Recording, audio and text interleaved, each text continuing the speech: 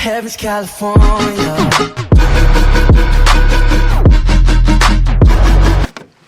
Hey guys, so today I'm going to be reacting to Stephen D. I almost moved into a creepy person's house from Craigslist.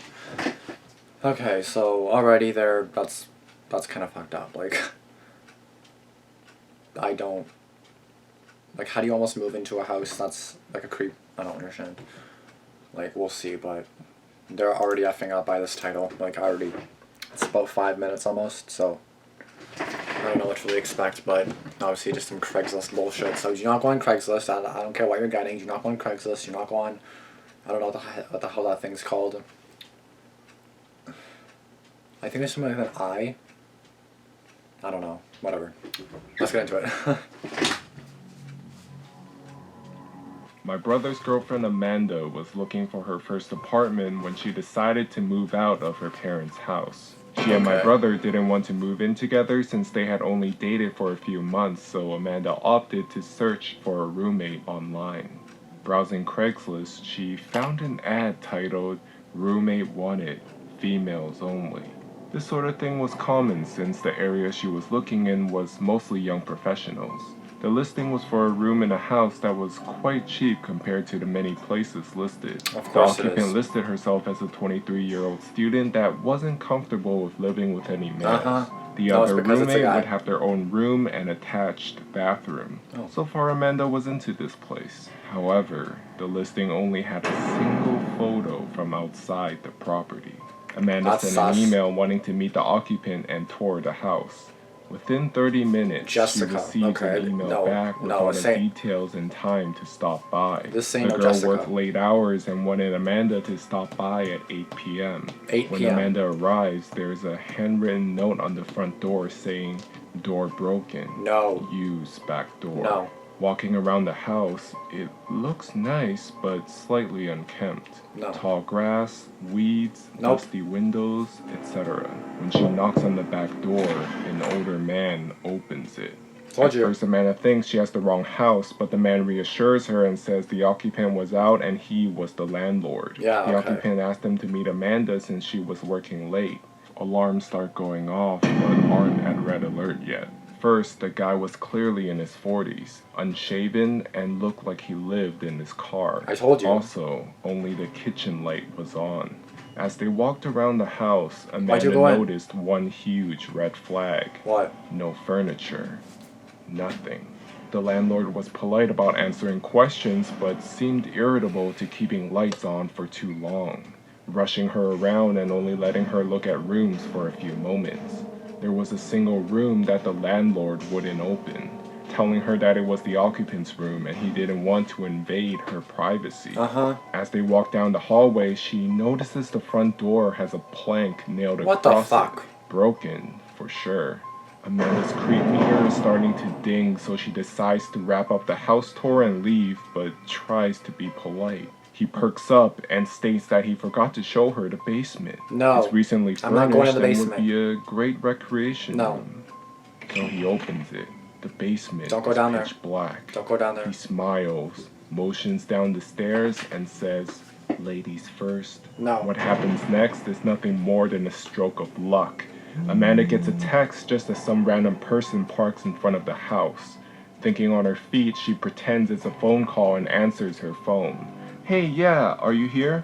I'll come out from around back and let you in." "It's great, you have to see it." With a motion of confidence, she excuses herself around the landlord and walks out the back door. The guy just looked at her and he was confused. Once outside, she quickly sprinted to her car and sped out of there. When Amanda got home, she told her mother and my brother everything. Cops were called, they took her statement and went to investigate. The Craigslist post had been removed. The house had been foreclosed over 6 months earlier and the property had been abandoned. When the police investigated, they found that the closed room the landlord didn't want her to look in was where the man had been staying. There was a pile of old dirty blankets, rotten food, and empty gallon jugs everywhere. The more creepy thing was he had plastered ripped up pages from provocative magazines on all the walls in the room. And the scariest part of this was the basement. Oh, The God. man had tied a piece of fishing twine at about shin level across the stairs about halfway down. The basement was empty except another old pile of blankets, a broom handle wrapped in leather belts, and a small box with a few rows of assorted tapes. Tape. Needless to say, Amanda never ended up moving in, and she hopes she never meets that man ever again. Well, no shit, she didn't move in. No shit. Why the hell would she move into there? You're stupid if you did that shit. Okay, there was like a million red flags in this. Like, I don't understand. Okay, go to the back door. A guy opens the door. Biggest red flag. Another red flag. He looks like he's freaking 40. Not home yet. Okay. Jessica.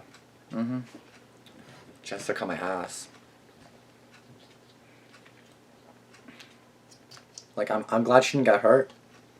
But why the fuck she kept going in and looking through the house? I mean, I guess you feel obliged to, or like in the moment, because like it's easy to say out here, but like in the actual story, it's kind of like you feel like you kind of have to, or like you can't just leave now. It's kind of like I don't know if you guys understand what I mean. It's just kind of like you feel like you have to stay, even though you don't, because it's not even your place. Like you don't have to stay anywhere, but like you know what I mean.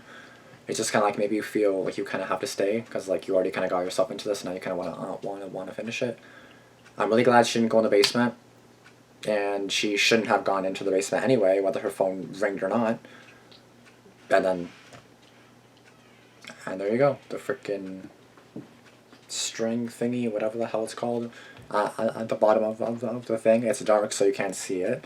He makes the ladies go first, so they fall, and then he locks them in, or something like that. Or he assaults them, or he kills them, or he rapes them. I don't fucking know. One of those. Oh my god. I feel like I'm definitely talking a lot more than normally. Even like when I was like reacting to it, I talked a lot more than I normally would have. But yeah, well, this girl fucked up. Like another red flag is females only. I understand if it's like a female looking for another female roommate maybe, instead of a male. Because then if a guy moves in, it's kind of like a guy and a girl. I mean, I'm not saying all guys are bad, because like a lot of guys are probably good, but like some guys are probably perverts, and you can't really just trust anyone. You know what I mean? Like guys are probably looked at as like, you know, bad or whatever, but like they're not all bad. Or at least that's my mindset, that people will always think guys are bad, but I don't know. But like it all depends on the person, but like a lot of guys are just eh. And a lot of them are hoes just wanting frickin', you know what. So yeah, I understand why she said females only, but and then again, if it's a guy who said saying females only, then obviously, like right when I saw females only, I was like, no, this ain't no girl. I already knew it was a guy wanting girls to come in. But I'm really glad she was safe for sure. I'm really glad she got out of it unharmed, and I hope he got arrested or something happened. Or maybe not arrested, but I don't know if he even got arrested because it wasn't anything that he necessarily did. But like the rope and everything at the bottom, and like the tape and everything, no. Maybe just given a warning, or at least charged with something, I don't know. But that's basically that. So I hope you guys did like this video. It was pretty fucked up. I'm really curious to see the comments.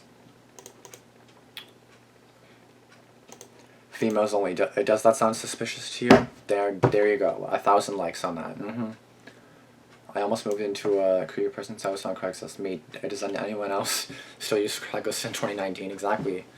The first red flag was the time. What same person would go to an unknown house by 8 p.m. If he actually finished work at 8 o'clock, or she, then I kind of understand, but like you could just say the next day at the same time. I never go in random basements, exactly. I'm not first, I'm not last, but when seeing the uploads, I always click fast. Clever. Oh, okay. If you see this, you are amazing. Don't let anyone put you down. You are loved. I needed that today. I actually didn't, but it's nice to hear. Anyway, guys, this video is already almost 9. Oh, it's 9. Oh, damn. I gotta shut up. Okay. Anyway, guys, thank you guys for watching. If you guys are still here at this point, then you guys are awesome. If you're not, then you're not gonna see us anyway, so you suck. But yeah. Enjoy. Enjoy. I hope you enjoyed this video. Like, comment, subscribe, and I'll see you guys in the next one. Peace out.